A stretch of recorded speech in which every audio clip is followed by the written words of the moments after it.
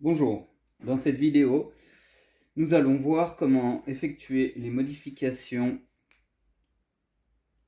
apportées aux anémomètres connectés Winbird depuis mai 2026. Donc toutes les balises qui sortent de nos ateliers depuis mai 2026 ont déjà cette modification comprise. Pour les autres, vous pouvez recevoir ce genre de kit quand vous commandez une batterie par exemple, donc avec la batterie avec la mousse déjà collée dessus, les deux morceaux de double face et le nouveau joint de coque. On peut facilement voir la nécessité d'effectuer cette modification par la jointure des coques. Sur les anciens modèles, il y avait un petit interstice de moins d'1 millimètre qu'on ne retrouvera plus après cette modification. Donc la modification est facile à apporter et simple.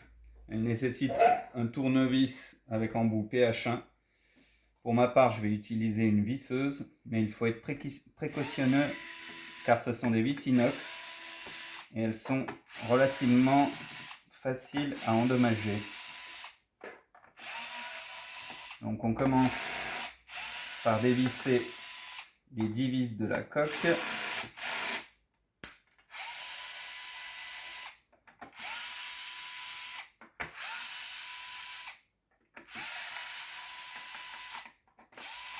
Voilà.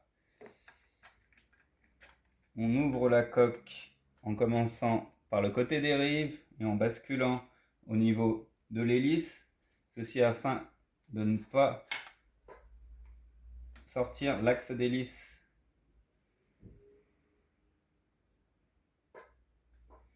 Donc là, on retrouve notre batterie, donc qui dans notre cas serait à changer. Donc on va débrancher la cosse, retirer l'ancienne batterie. On voit sur les anciennes que les roulements sont libres.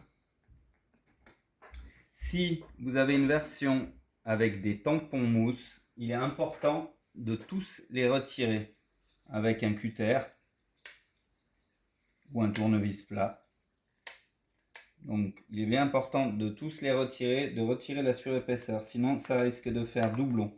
Pareil pour ceux qui se trouvent éventuellement dans le passage des roulements d'axe vertical. Donc vous retirez tous les tampons.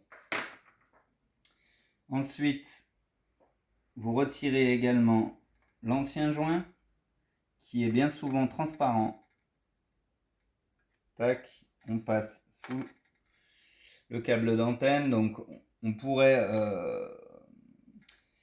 déconnecter le câble d'antenne pour passer le joint facilement. Personnellement, je préfère passer dessous. Donc ensuite, nous prenons les deux taquets double face que nous allons positionner sous les roulements d'axe verticaux.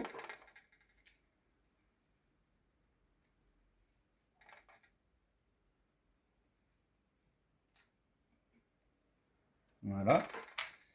Sans oublier évidemment de retirer l'adhésif de protection.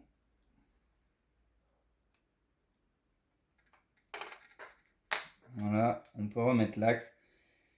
Cette modif permet de faciliter le démontage et le remontage de la coque puisque maintenant l'ensemble se tient. Et ça limite également le jeu entre le roulement et la coque. Ensuite, on peut installer le nouveau joint donc en partant du côté hélice. Tac. Donc cette partie-là est facile. Ensuite, il faut passer sous le câble d'antenne. Tac. On fait attention de bien suivre la rainure de la coque, que le joint soit bien tendu. Voilà. C'est normal qu'il n'aille pas jusqu'au bout, c'est normal qu'il n'y ait pas de joint dans les parties inférieures, puisqu'il faut une certaine ventilation pour que l'humidité qui sera à l'intérieur puisse s'évacuer. Ensuite, nous prenons la nouvelle pile, nous la disposons comme ceci, donc avec le câble sur la partie extérieure, en faisant attention à bien centrer le câble entre les deux plots, de manière à ce que quand on ferme la coque, ces deux plots ne viennent pas coincer le fil. Ça, c'est très important. Ensuite, on vient connecter le câble de batterie. Tac. Alors, selon le modèle, selon si le condensateur ou non est chargé, la LED peut s'allumer. Donc, vous attendez l'extinction de celle-ci, sans rien d'autre à faire.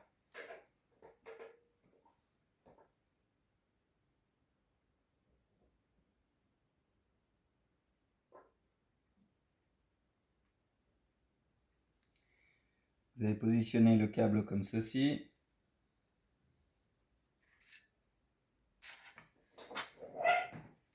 On va remettre l'arbre d'hélice.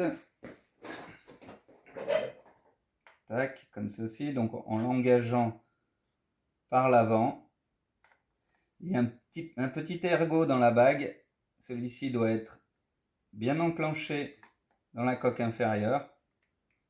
C'est important, sinon la coque ne pourra pas se fermer correctement. Ensuite, on reprend la coque, on vérifie toujours que notre câble est bien positionné. On l'engage côté hélice, on descend la coque, on vérifie qu'elle va naturellement à sa position, qu'il n'y a pas de point dur. Et on revisse.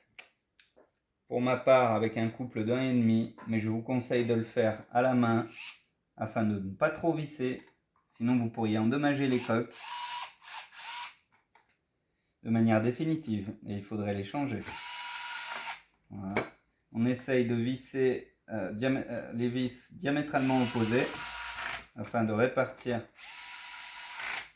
correctement les efforts.